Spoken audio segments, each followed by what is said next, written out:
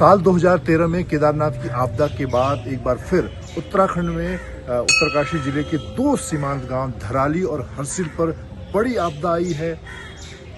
और अब इस बात को लेकर भी सवाल उठ रहे हैं कि क्या प्रकृति से खिलवाड़ इसके पीछे एक बड़ा कारण है। इस वक्त मैं उत्तरकाशी में भगवान काशी विश्वनाथ जी के मंदिर के प्रांगण में मौजूद हूँ, जो यहाँ के इष्ट देवता हैं। और मेरे साथ अजय पुरी जी हैं, जो महंत हैं यहाँ के। मैं आपसे जानना चाहूँगा, जो धराली की विभीषिका इस वक्त हम देख रहे हैं और हरसिल में हमने जो देखा, आप क्योंकि सालों से इस क्षेत्र में रह रहे हैं, आप क्या मानते हैं उसके पीछे जो लोग अब चर्चा कर रहे हैं, क्या वजह आपको नजर आती है? हिमालय सदियों से अपने आप में कौतूहल रहा है और एक नया पहाड़ है और नया क्रिएशन है। इसमें ये सब घटनाएं और ये सब चीज़ें समय समय पर चलती रहती हैं। और जिस तरह से प्रकृति के साथ में हमने एक संतुलन नहीं बना पाए और प्रकृति के साथ अगर नहीं चल पाए हम लोग, तो उसके खामियाजे हमको बीच बीच में मिलते रहे हैं। तो वो 5 अगस्त, अगर हम 1978 की बात करें या फिर 5 अगस्त अभी 2012 की बात करें, तो जो कि अस्सी गंगा का फ्लड जब आया था तो शहर को कहीं ना कहीं नुकसान किया था। और आज हमारा एक पूरा गांव, जो कि हमारा जो वाइब्रेंट विलेज भी है और बहुत ही अच्छा गांव है, खूबसूरत गांव है, और अपने सेब हैं, अपने जो राजमा है उसके लिए बहुत चर्चित है, विख्यात है। लेकिन क्या करें, प्रकृति के सामने किसी की नहीं चल पाती है। लेकिन प्रकृति भी अलर्ट देती है, प्रकृति ने भी हमको बहुत अलर्ट पहले भी दिए है। और उस स्थान पे 150 साल पहले भी वहाँ पर इस तरह की बहुत बड़ी घटना हुई थी। तो वहाँ पर एक मंदिरों का समूह था, जहाँ पर कल्प केदार जो थे अभी 2 दिन पहले तक, तो उस कल्प केदार के पूरा एक समूह था वहाँ पे। ऐसा माना जाता है कि वहाँ पे 100 की संख्या में लगभग वहाँ पे मंदिर थे। तो वो कुछ भी नहीं रहे, सिर्फ वहाँ पे अभी एक मंदिर था जो कल्प केदार का माना गया था। तो ये कहीं ना कहीं से हम जो मनुष्य जाति है उसको एक ये इस चीज़ का भी ध्यान होना चाहिए कि हमको प्रकृति के साथ में, अगर उसके साथ में रहना है तो उसके हिसाब से ही रहना पड़ेगा, अन्यथा हमारा जीवन जो है वो निरर्थक है। हमने देखा कि चाहे 2013 में केदारनाथ से जब मंदाकिनी और सरस्वती में जो बाढ़ आई, इस बार भागीरथी के किनारे बाढ़ आई, तो और जिस तरह का एक तरह से अनियंत्रित निर्माण हम लगातार कर रहे हैं, रिजॉर्ट होटल बनाए जा रहे हैं, तो वो एक वजह आपको लगती है?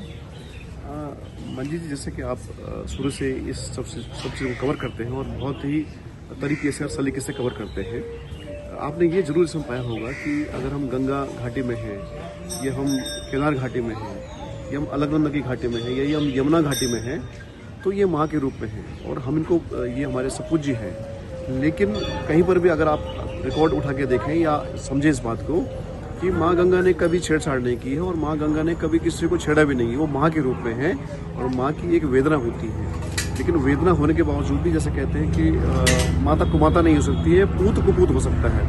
तो जहाँ तक मुझे लगता है, जो मेरा एक छोटा सा एक जो अनुभव है वो ये कहता है कि उस माता को जब डबरानी में, जब 1978 में जब बाढ़ आई थी, तो कनोड़े गाड़ आई, और आज 5 अगस्त 2025 को जब बाढ़ आई तो एक खीर गंगा नाम से जो है वो आई। छोटा सा उसका एक रास्ता है, लेकिन पानी बहुत कम होता है। लेकिन जब उसने रौद्र रूप लिया तो शायद माँ ने कहा है, माँ गंगा ने कहा है कि कुछ गलत हो रहा है, गड़बड़ हो रहा है। तो उसने अपने ऊपर न लेकर के, इस इल्ज़ाम को अपने ऊपर लेकर, कि माँ के ऊपर अगर इल्ज़ाम लग जाएगा तो लोग माँ किसे कहेंगे और माँ गंगा किसे कहेंगे। इसलिए माँ गंगा का जो रिकॉर्ड है, उसने कभी यहाँ पर कोई हानि नहीं पहुँचाई है। कनोड़े गाड़ आई तो वो लेफ्ट से आई है, अब ये राइट से खीर गंगा आई है। इसके बीच में जो भी बाढ़ आती है उसके ट्रिब्यूटरी से आती है। अभी अस्सी गंगा जब बाढ़ आई थी तो गंगा में बाढ़ नहीं आई थी, वो अस्सी गंगा से बाढ़ आई थी जब 2012-13 में जब बाढ़ आई थी। उत्तरकाशी की हम बात करें तो इस तरह से माँ की वेदना है, हमें माँ की तरह इसको रखना है, माँ की तरह समझना है और माँ की तरह इसको पुष्पित और पल्लवित करना है इस घाटी को। या अभी भी अगर देर नहीं हुई है, अभी हम समझें। और मैं बाबा काशीनाथ से प्रार्थना करूँगा कि हम सबको सन्मार्ग दें, सद्बुद्धि दें और ऐसी बुद्धि दें जिससे हम ऐसा कार्य करें कि हमारी आने वाली पीढ़ी भी हमको याद करें और हमारे कार्यों को याद करें। एक आखिरी सवाल, क्या आपको लगता है, एक यहाँ पे जानकार होने के नाते, एक नागरिक होने के नाते, किन चीज़ों की ज़रूरत है इस वक्त जब लगातार उत्तराखंड में एक के बाद एक आपदाएं आ रही हैं? शासन प्रशासन और बाकी लोगों को क्या करने की ज़रूरत है? मुझे लगता है मंजीत भाई, ये अवेयरनेस होनी चाहिए। आप अपने परिवार के लिए, कारोबार के लिए, अपने समाज के लिए बड़े अवेयर रहते हैं, लेकिन वही चीज़ जब आप प्रकृति के साथ जब करते हैं तो आपको उसमें हेली चाहिए, हेली पर्यटन चाहिए, और मोटर आपकी सीधे गंगोत्री धाम तक मंदिर तक जानी चाहिए और आपको कोई लेके जाए तो ज़्यादा अच्छा रहेगा। लेकिन जो इसका पहला पैटर्न था उसी पैटर्न पे चलने से बैटरी कार कर सकते हैं आप और पगडंडियाँ रख सकते हैं आप घोड़े के लिए, खच्चर के लिए, पैदल के लिए, साइकिल के लिए। इस तरह से हमको जाना चाहिए ताकि कुछ सिक्किम से सीखना चाहिए। बाहर यूरोप में हम जाते हैं सीखने के लिए, हमको सिक्किम सीखना चाहिए। हिमाचल में और उत्तराखंड की तो बात अब एक ही हो गई है, वहाँ भी ऐसा ही हो रहा है, यहाँ भी ऐसा है। लेकिन सिक्किम ने क्या किया? सिक्किम ने वहाँ की इकोनॉमी को जो है सस्टेन करने के लिए, वहाँ के जो प्राकृतिक संसाधन को सस्टेन करने के लिए बहुत काम किए हैं। हमको सीखना चाहिए और हमारे लोगों को सीखना चाहिए, जो नीति नियंता है उनको सीखना चाहिए। और ये तो एक हेली पर्यटन हो गया या आपदा पर्यटन हो गया, कई तरह की चीज़ें इसमें लांछन लगेंगे, कई तरह के कार्यक्रम होते हैं, कई तरह के विवाद होते हैं।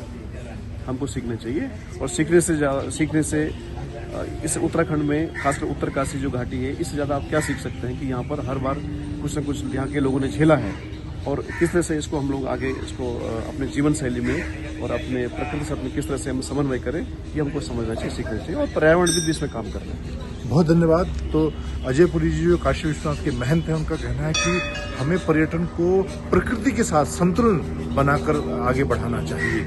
कैमरामैन अनिल के साथ मंजीत नेगी, काशी विश्वनाथ, उत्तरकाशी, आज तक।